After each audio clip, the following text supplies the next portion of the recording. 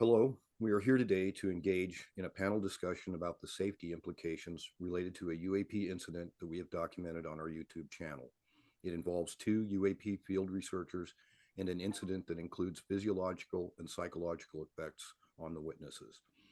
The incident was captured on video, and the focus of our panel will be on exploring tactical issues for law enforcement and first responders, community safety issues, and policy considerations that will improve community and safety service with regards to unidentified aerial phenomena, or UAP.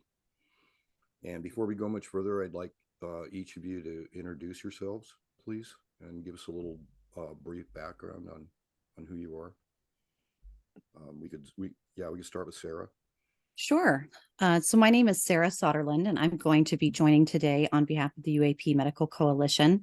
I help work in community outreach, and predominantly it's to expand my own education and experience with UAP phenomenon. I'm currently working on my doctorate in international psychology and crisis and trauma response, and currently hold a master's in forensic psychology, which I use as a mental health care provider throughout Minnesota and the United States, working with violent offenders. And it's extremely important to me, personally and professionally, to work with and around policy to help advance mental health response for first responders, but also for the public. And so it's been an honor to work in this way, and hopefully today to expand on some questions related to policy and social awareness, community outreach, and just management. So that's me. Great, Sarah. Keith? Sure. My name is Keith Taylor, and I am a public safety professional, currently a professor at a local university here in New York City, where I live. I've had a career in law enforcement with the NYPD for 23 years, having varied types of assignments up to and including internal affairs and narcotics and SWAT as a supervisor. We call it Emergency Service Unit here. I then spent a few years as an assistant commissioner for the Department of Corrections, dealing with intelligence activities within that agency. I am a proud graduate of Columbia University. I got my doctorate in education there, and was fortunate enough to receive a scholarship to get my master's degree in national security studies from the Naval Postgraduate School. Also have a master's from City College and my undergraduate at Howard University in Washington, D.C. And so I am a strong advocate for the first responder community to get the resources that it needs in order to be properly trained, equipped, and given the appropriate guidance, protocols, and policies to deal with UAP. And so that's why I'm associated with UAP Med, and that's my mission. Thank you very much, Keith. I appreciate that. Ruben? Yes, my background professionally, we used to work with Kaiser Permanente at various hospitals. I oversaw the emergency preparedness programs and environmental safety, as well as I also worked as a security specialist for a large security corporation. I also am a member of the UAP Medical Coalition, of course, but also I'm involved in a number of networks with various organizations. I'm a MUFON member, a field investigator, as well as a director of National Director of Mexico and Cuba. I have various titles in that, but I also have I sit on a number of other organizations. So this is it's been a very interesting journey, and it's great working with colleagues like yourselves and trying to determine what we're dealing with. Thanks, Ruben. Thank you, everybody, for stepping up. As I mentioned earlier, this panel discussion is in reference to a video that is posted on our YouTube channel involving two field researchers who had a UAP exposure while they were observing UAP. It's an hour and 35-minute long video. The title of it is, I believe, Unidentified Aerial Phenomena Exposure with Physiological and Psychological Implications. So the background of the case involves researchers who were on Long Island on the seaward side and who had pulled up to set up for a night watch.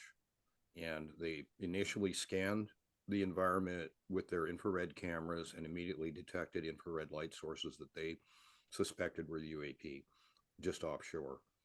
And so they observed these UAP, and at several points while videoing this, they used an infrared emitter and painted the targets with the infrared emitter. They did that several times, and then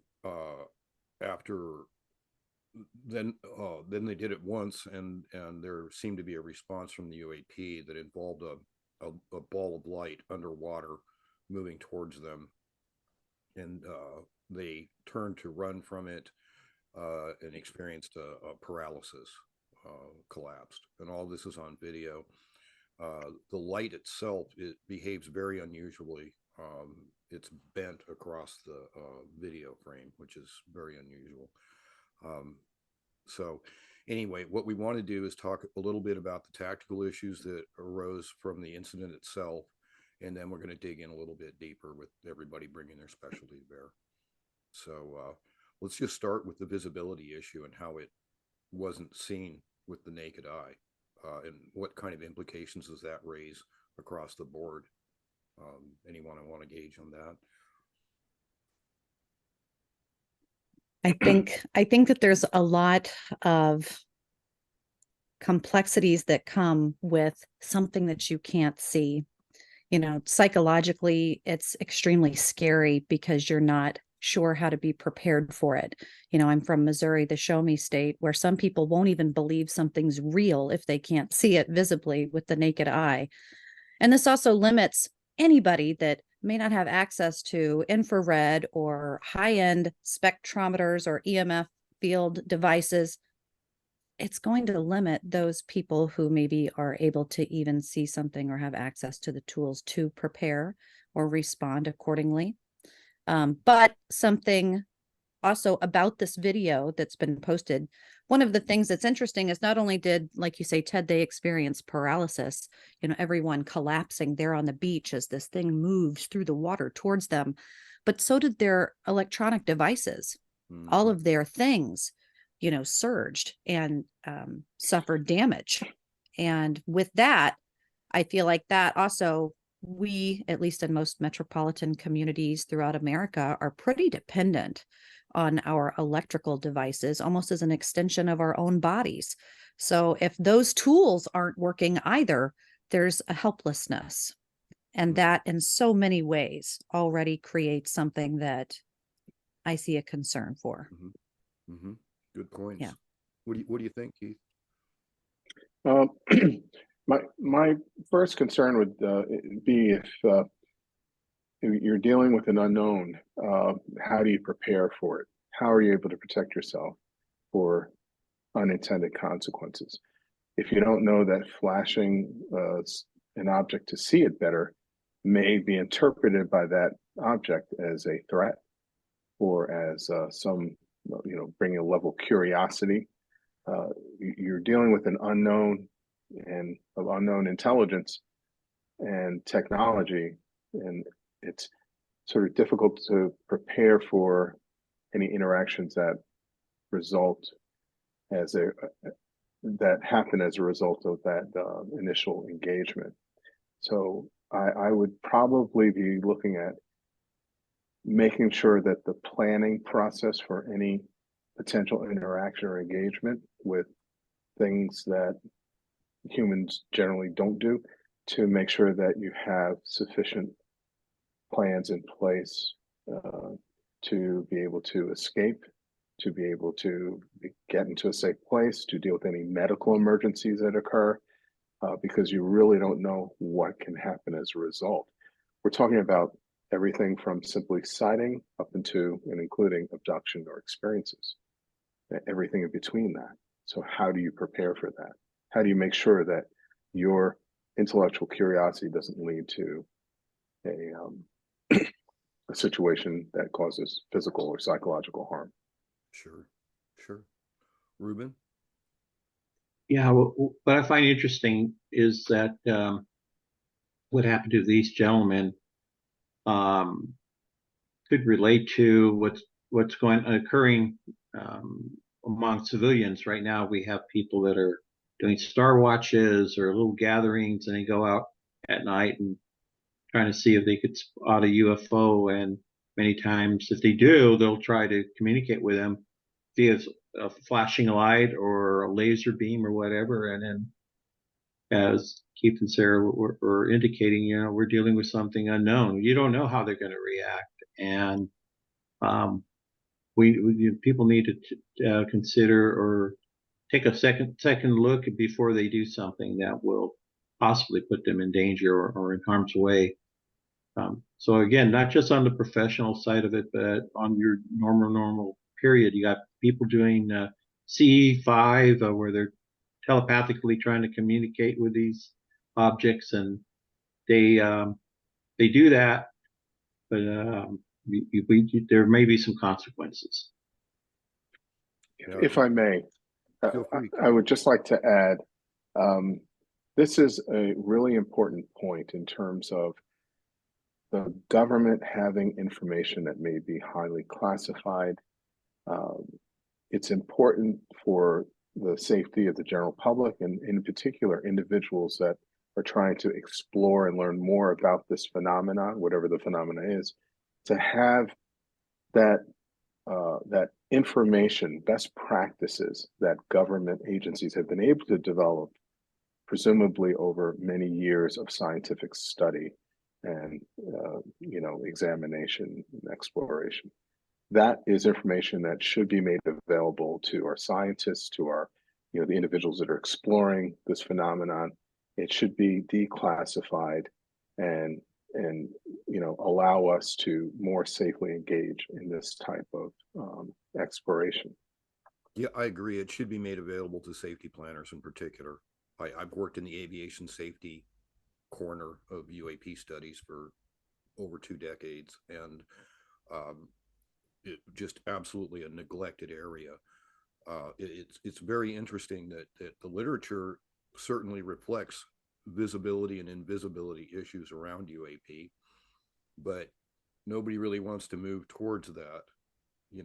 It also strongly reflects physiological and psychological implications from UAP exposures, and yet that conversation hasn't quite evolved.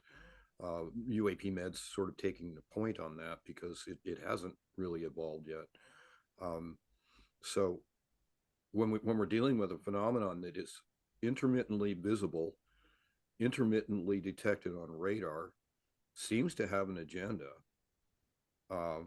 is capable of action response, it's a very tough nut to crack, in terms of how we manage our safety around that and our security. So along with the considerations for tactical issues come policy issues and reporting issues. How do we, if it's intermittently detected on radar, then that police observer becomes really valuable real time, and his information needs to move upline to those who are most concerned and to know about it inside the federal government. So all of these considerations arise. One of the things I think is interesting too is that if they hadn't have seen the UAP with their infrared cameras and they still experienced the physiological effects, they wouldn't have associated them with UAP. And what does that kind of tell us about the possibilities of what is happening around us in terms of anything from car wrecks to other types of incidents or accidents? Anybody want to take that on? Well, I mean, I guess immediately, I begin to have an emotional response, Ted, right? And that's all. I try not to play that feminine role, that stereotypical role, or that mental health role, but immediately I feel like, wow, there's a reaction there.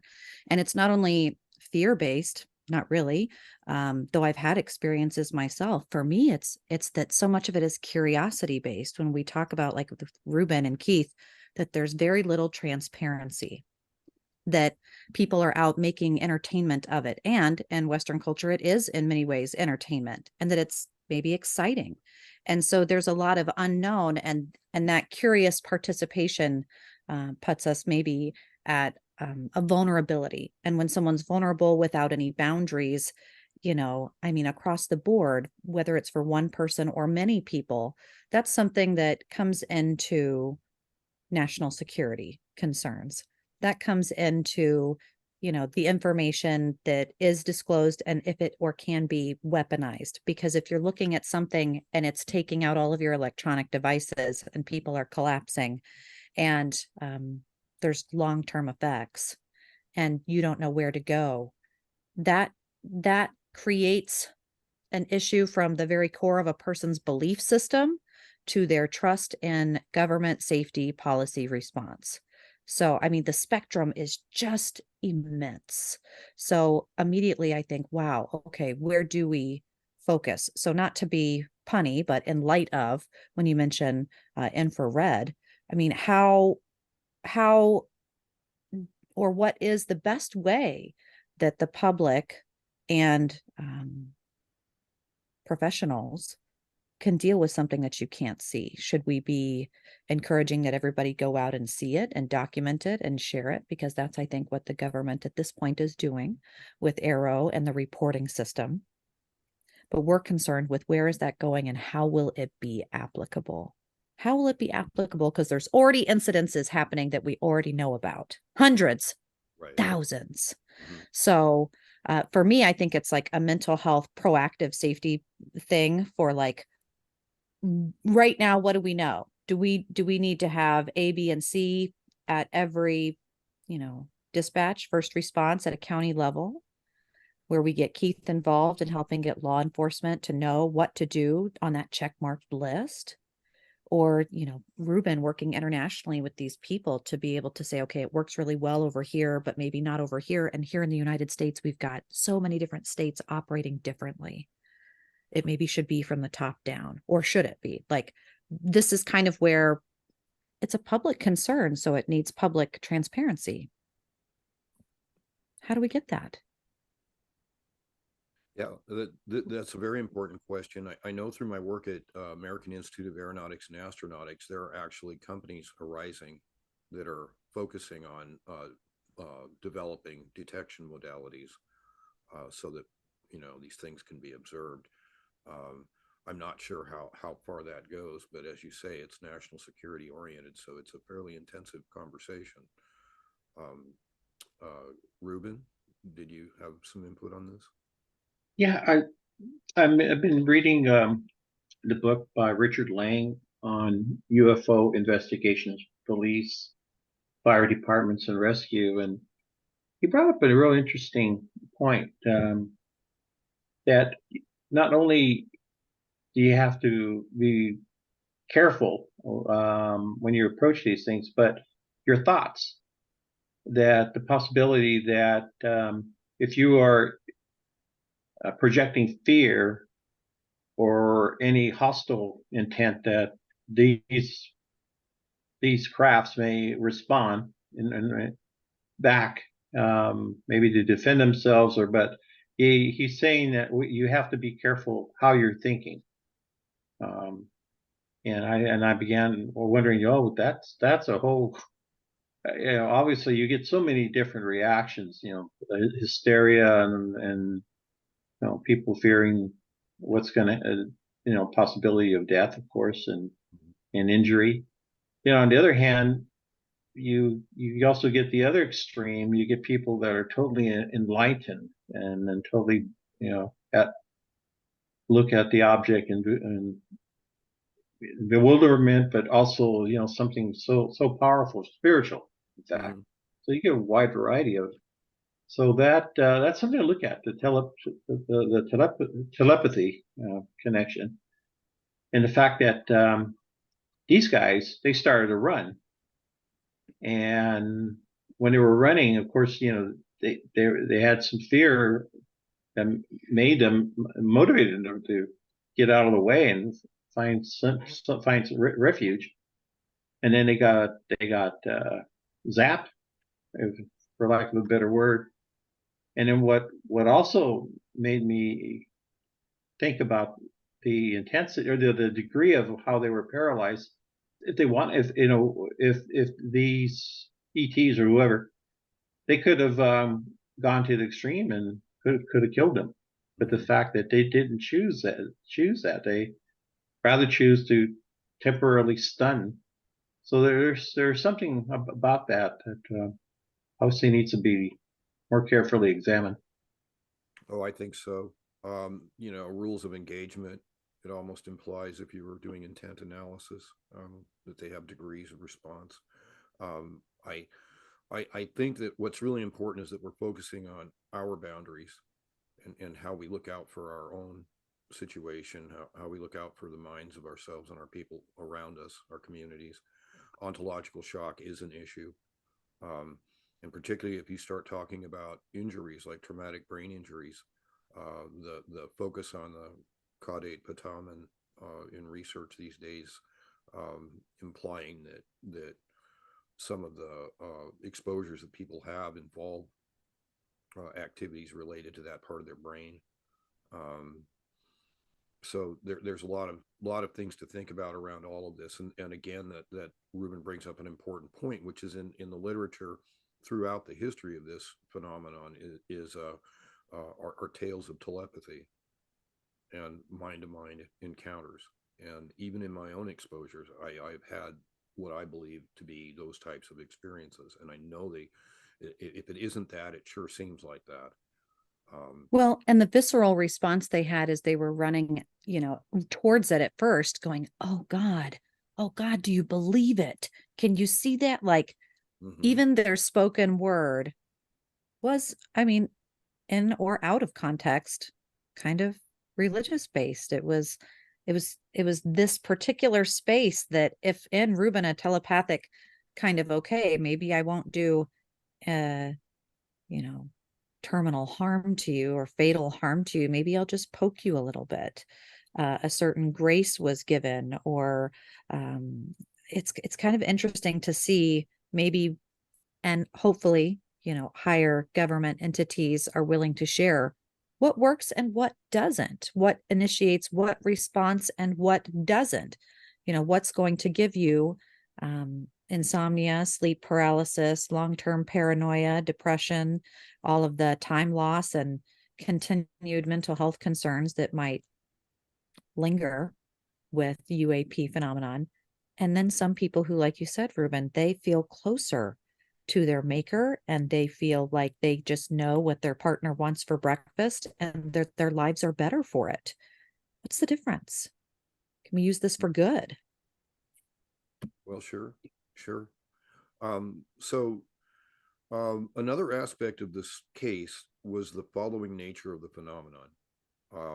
It followed them home, and that's part of the discussion in the video, is that they relate to having a UAP manifest over their hardware next to their house. And this is a concern also. If there's an intelligence involved, it seems to have identified them and followed them. It knows where they are.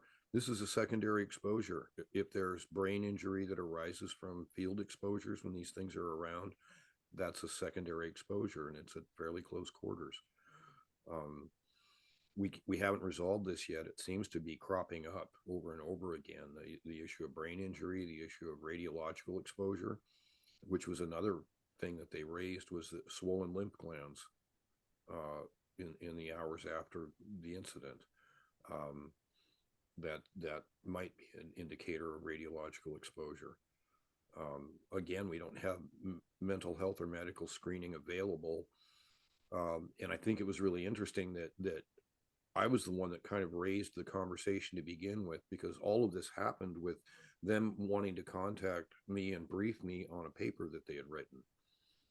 And so they were walking me through this paper, and they were talking about how they had been painting these UAP targets with lasers and with emitters of various kinds. And I asked, and it doesn't push back, because we've certainly heard that it does. And then they began to relate this story, which again, I decided to focus our team on taking a closer look at, and that was the genesis of the video and why we're here today. So the multiple exposures, the following, all of that raises other issues in terms of return incidents, and we get this in the visual stories too. Of it's multiple sightings in an area over a period of time. So you'll get the random ones where it's just passing over, but generally when you see a stable sighting, it's part of a cluster of observations. And sometimes it involves hotspots or places that have been known over years, decades, even longer. So this, Ted, I think is where things get a little sticky, where I know that by us providing this public panel, by opening that transparency to people watching and other people, experts in their field, and also just young researchers or people that have a unique way of thinking about this that maybe might have a resolution that's needed, that if first responders are at high exposure rates to having something follow them home, if you have those in the military, police, or just your ambulance, your medical, those people having prolonged exposure, something that they might need to be treated at the doctor's office, mentally, physiologically, both, all of, this is going to become information that is privately protected under HIPAA. This is going to be information that is confidential under the Patriot Act. This is going to be additional edits to NDAA about what is kept and what is not kept, what is censored and what is not censored, what should be available and what's not available. And currently, right now, the reporting measures that we're using as a United States of America is not necessarily taking a lot of medical information. And if in the small amount that it is that going to a private fusion center? Is that going to a department somewhere that taxpayers are paying money to have it sorted for some applicable, helpful reason? Where does it go? Is it protected? Should it be protected? And here we are. Is it going to always be medical and protected and in a really sticky space? Or like, what can we expect? Keith, I wonder what you think about that, just knowing that police structure of, if it's information that can potentially help undo harm, Right.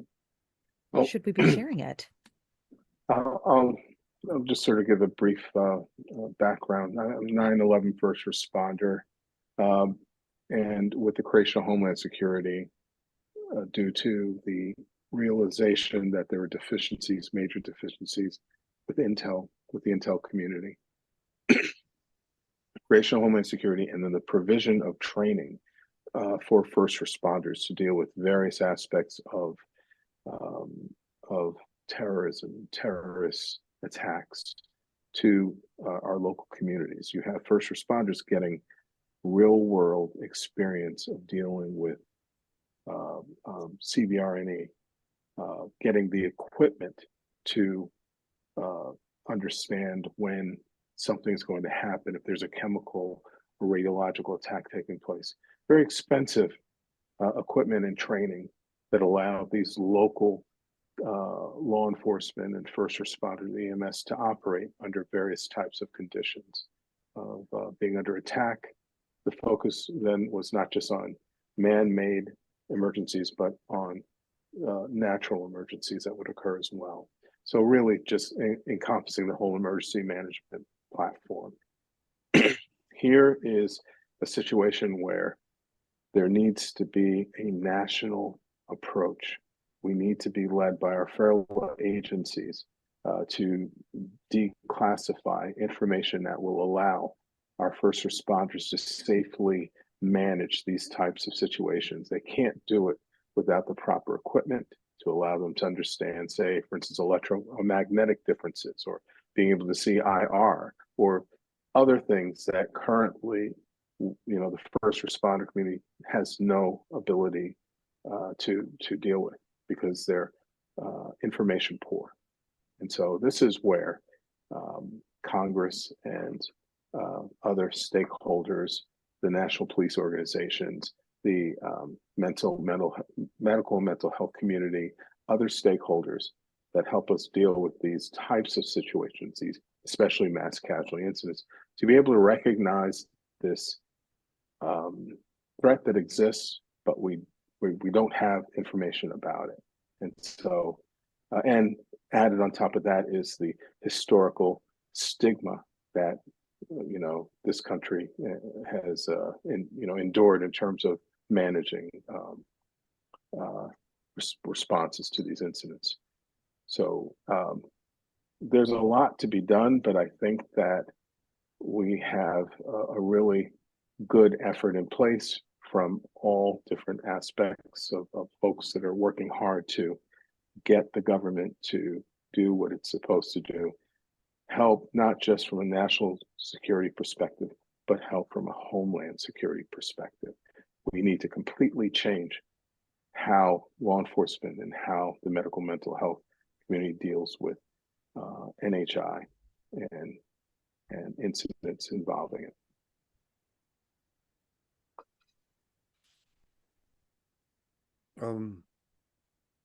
This issue of anomalous health incidents, it has a definition from the government perspective, but it seems to be expanding away from the suspicion that it involves direct attack by adversarial governments.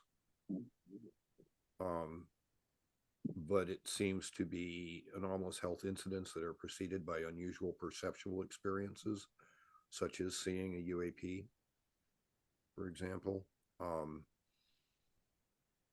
There is some focus on these types of incidents and situations, and we need a lot more guidance, I think. When you have a situation like March of 1997 over Phoenix, you have a very large, the report involved a very large object, actually several, and in some cases very low to the ground. The Tim Lay family talked about it passing right over the houses in their neighborhood and being so large that they weren't able to see the other end of the object from where they stood. Close exposure is my concern, and here you are with a whole city within range of these things being exposed to it, and you have all of your first responders completely unprepared for it, dispatch probably being overwhelmed by it, a lot of other things going on. Representative Barwood mentioned that there were tens of thousands of witnesses, which seemed to be about right. It involved aviation safety because it did a turn over the airport.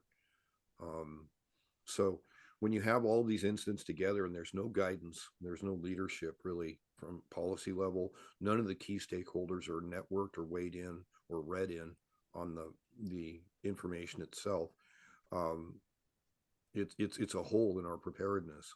It represents a weak point in our ability to protect our population. And it's not, and lessons learned for us can be very useful for the rest of the world, I would imagine, because these things do manifest globally. Ruben, did you have some commentary on this? Well, I was just thinking of all these different incidents that have occurred where officials or civilians have had encounters with UAP, and the fact that, as you mentioned, the injuries that result from that. What's really important is to continue education of getting this word across to these different agencies that need to share that information and then go on to the next. And because it's going to involve everyone, and sooner or later we're gonna have another Phoenix Lights incident somewhere else, and it may be there might be more consequences out of that. Whoever they are, they're doing the surveillance, systematic surveillance of us. You know, they're interested in our roadways, the electrical grid system, nuclear power plants, military bases. They seem to be studying us, of course, and our reactions. And in fact, we're dealing with a technology that could disarm a plane, while a warplane, disarm the weapon system, or maybe deactivate nuclear missiles or activate them. And then he brought up the other the hitchhiker effect, that these things do follow. And it just seems the more we can become aware, maybe we may not be able to fight off the technology, but if needed. But once we understand it, at least we know what we're coping with, and maybe, just maybe, we might find out what their intent is, why they're here. That's the thing that I'm curious for. You know, why did they choose? Why was this object over there in that part of, what was it, Rhode Island, and what were they doing? Yeah. Right. I would just like to, instead of having phenomenon and it or they, I'd rather have phenomena, because it could be any number of things, from extra to inter to under to Keith, all kinds of different possibilities. Absolutely. So the possibility exists that they are many different, right. physical and non-physical, and we don't have that information. We live in an unclassified world. What you're talking about is in the classified realm.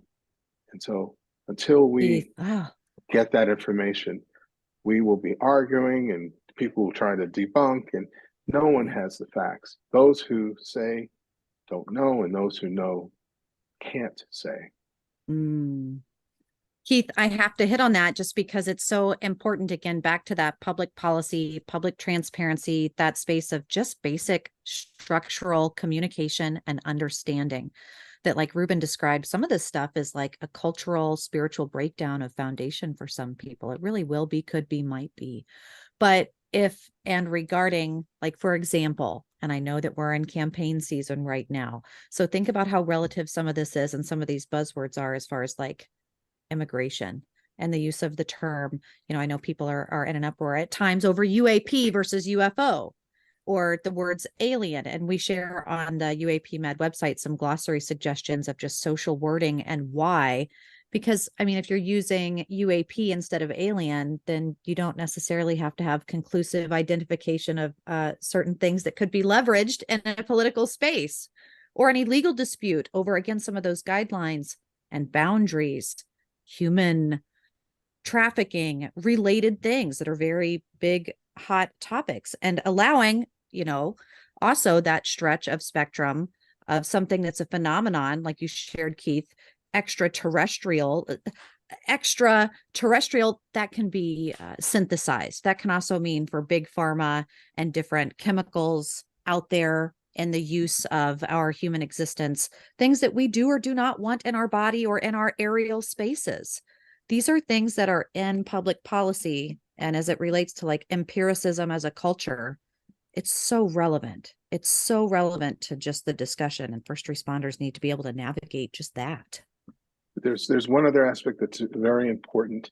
Those who protect the classified realm do so at any cost.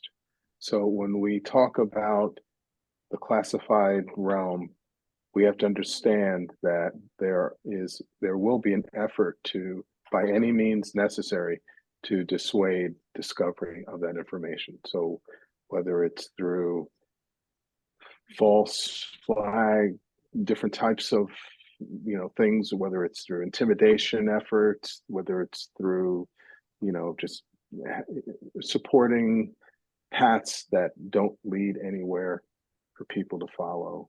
We also have that as part of this this effort to dissuade from getting to that classified information, and that is historical.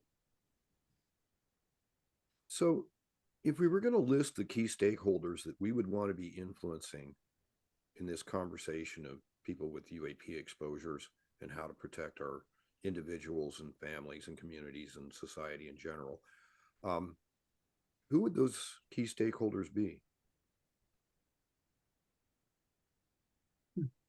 I'm thinking insurance companies. I'm thinking, local, state, and federal government functions and agencies. Academic institutions, especially research institutions. Yep, yep. And Health, various stripes. health providers, mental health services, right? I mean, spectrum. Right. I think Yeah. of government agencies, I think of defense departments and scientific education, but I'm also my father's daughter, and I think about the unionization or the companies and the technological creators behind the use of some of that scientific information as it applies to public safety in all the realms. The same kind of science that's going to be used to be at peace or combat or collaborate with something that's that advanced is also surely going to be able to affect military, water, public systems, climate, all of those things that, again, they're so involved in all advocacy public spaces, all public spaces. and the corporate community as well, because they Mhm. would be absolutely affected by new technology, new scientific discoveries, being able to leverage that to perhaps change some of the business practices that they have now that have environmental consequences. And to There give are credence to that, I mean, you're seeing that now, right? We're seeing some of those big industries, those defense industries starting to invest and move those wheels in that way, right, Keith? Yes, but if you find out that you don't need to base your economy on, say, the petro dollar, that there is some sort of energy available that allows you to move things or people places without the environmental harm, that is a significant change that would affect a lot of economies. And so making certain that this is all conducted in a way that is cohesive and coordinated, so that it's not just allowing, say, public safety to get up to speed or academia to get up to speed. The business community is probably one of the most important components of this. It has to be an integrated process. And of course, the military, And the rest of the military. This is a national conversation, never mind a global one, which brings even more stakeholders into it. Our focus at UAP Med is national level, but this is an international conversation. Go ahead, Ruben. Oh, I was just thinking, I hear kind of like the similar concerns when we're dealing with artificial intelligence. The impact, how it's impacting society, how will it impact, our economics, our way to our day-to-day living, all that. People are raising those kind of questions, and kind of see some parallels between the phenomena, the topic, and the in relation to AI. I think non-human intelligence is a really good definition because it includes artificial intelligence in that definition. Yeah, that's a good point, Keith. A thing that occurs to me also is that, from a tactical perspective, if I was looking at UAP phenomena as representative of an external presence that was making incursions into our domain, I would consider that we have boundary issues, and that national security would be a priority, similar to the way the intelligence community has defined it. Where do we go with people who feel that they need to be trying to communicate with these lights and objects when there's a perceived security threat from doing so? See, there lies the conundrum, Ted, because right now, as far as being a United States citizen, I am directed to the All Domain Anomaly Resolution Office, which is, the arrow, and that there's a form there that you submit, but there's a very little follow-up. I'm not sure where that goes. And if you start to have concerns about public security or breaches of security, or, right now in the news for the ending of people stepping in and out of office in all areas, how is that going to be helping me, the individual? And so the collective often thinks sometimes like the individual and reflects that thought of selfishly, if it's not going to do anything for me, if I'm not going to get the help I need, why am I going to do it? And in many ways, that's kind of what we're seeing in the collective. Right. We have these trends. Others want to communicate with them, and they're out there actively trying to attract this attention. They have opinions about who we are and whether or not we're deserving of our own existence and future on our own 2 feet. That unmet demand gets exploited. Mm-hmm. It really does. And I think that we're there. And so, again, to kick that dead horse of like knowing that there are people, first responders, military, veterans, that have done their duty and they were out there flying a plane or responding to a threat that they still don't know how to document that. And there was no place to go to do it. And they didn't want to get fired when they did. And now it's 10 years later and they've got cancer and they're struggling and they want to know what they can do about it and where do they go. There are organizations, I think at UAP Med, we help with that, but we would love to see it on that national level happening and to know that it's happening efficiently. Right. Right. Yeah, the infrastructure needs to be created because the reality exists. How we respond, if we respond in an appropriate manner as a society, as a government, means that we have to include these types of injuries, these types of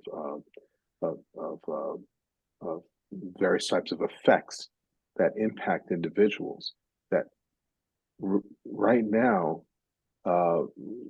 we're not prepared to help with. There's no ability for a first responder or for a medical person to provide the assistance. The insurance companies don't recognize. There's no coding for dealing with anomalous phenomena effects. So it's going to require significant changes in society, and that starts with the government not only admitting the existence of these things, but also helping society understand how best to deal with this, how best to adjust reality to our understanding of reality to what actually exists, as opposed to how we are led to believe society exists in that unclassified world that we live in. Well said. Does anybody have closing comments? Is there anything else that we would like to touch on before we wrap this up? I always feel like that call to action is always really important. That, after today, if any part of the conversation lingers or if someone's listening, that they're already in that way connected. So if they have information to share or to give, if you feel safe in doing so, that you're able to do that you're able to reach out and, send this to someone, that may have also had an experience or that might have information, because the idea that the person out there who has those answers might just be needing to hear the problem. And it really is a problem for all of us if it hasn't affected you yet. I can almost with certainty, and I can't say that about a lot of things other than death and taxes, but now I'm starting to believe that the UAP phenomenon will be something that affects us all in this lifetime. So to be prepared is really important. It's a call to action for that. Thank you, Sarah. Keith? Yeah, I would just like to say that this whole experience of humanity with anomalous phenomenon has been fraught with the various types of problems that exist when governments don't want to talk about information that they have that they feel could affect the public in a significant way. And for those who have spent many decades in the field, have the frustration of having this hope that just around the corner they see some real headway, or what we call disclosure, and then to just like the Charlie Brown and Lucy scenario where she continually pulls the football away just as he's about to kick it. But although I've not been in this realm of discussion for many years, I do see that there is significant efforts. And what's most significant is that it's coming from people who are within the classified community. So they are helping to sort of lead the way by making sure that Congress has done the appropriate legislation to create a whistleblower program to allow for people from the classified community to report wrongdoing and to report these types of programs that allegedly exist that are rogue, and so I think that's the difference now than compared into past iterations of efforts to try to address this phenomena in a realistic manner.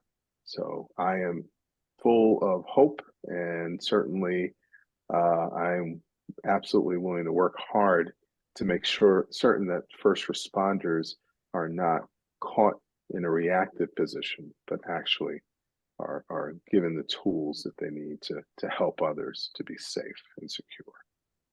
That's great. Thank you, Keith. Ruben? Yeah, thank you.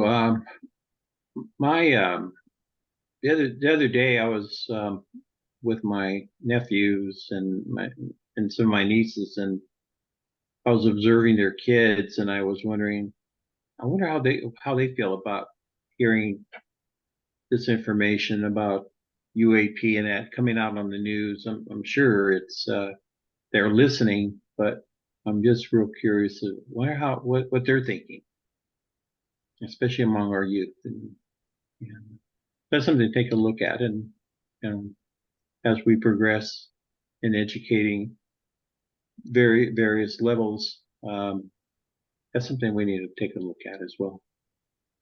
Good point. Good point. I would mention that in the several decades I've been working in this area, I wouldn't have been here at all if it wasn't for the stigma. None of us would be doing what we're doing if it wasn't for an aggressive bias against engaging the topic for various reasons and from various directions. But the bottom line is that you can divide UFO reports into two types of stories. One of them is an observation or an incident, an observation that involves physically seeing something unusual. And the other one involves an incident involving an interaction with something unusual. And society's been very loath to look into any of those types of experiences with any real seriousness outside of, say, the Jungian psychologists that Sarah mentioned earlier, these type of people. Generally, it's not mainstreamed. Even though there are implications for all of the pillars of our society: religion, education, academia, science and research, defense, governance, implications across the board, but they haven't been engaged yet. And the courage of witnesses like these two fellows who brought their video forward to share with us what they had been exposed to can't be overstated. It takes a lot to put yourself on the line and to share this kind of information. First off, nobody wants to admit they're a victim, and secondly, society has plans for people that speak out like that, and you want to be there. I've spent a lot of my time in this study protecting people, advising them not to go public with their cases and not to talk about it. But now we've come to a point where even I can actually talk about what I've been through, which I wasn't able to do for a very long time. And so we're in a formative moment. Change is coming, and it's based, but it's dependent on courage and vision and action. And that's why we exist as UAP Med. We're here in service, trying to help the process move along in a realistic and pragmatic way. And I'm really thankful that we have all of you and the rest of our members, some 25 or more members of UAP Med right now. And we're all working on various aspects of this, from policy issues right down to psychological support. So thank you very much for your time and attention on this subject. And I look forward to talking to all of you more about it.